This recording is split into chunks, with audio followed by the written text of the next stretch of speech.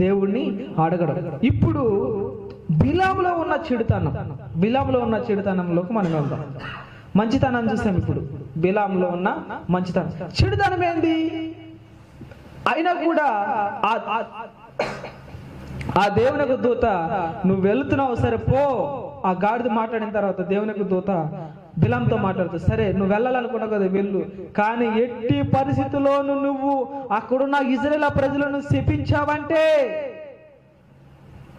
బాగుండదు, నీకు నిన్ను నేనే చంపేస్తాను అన్నట్టు శపించబాక అని చెప్పి పంపిస్తుంది. సరే వెళ్తాడు. వెళ్ళి చూస్తే ఎటు చూసినా కూడా బిలాంకి సందు దొరకదు.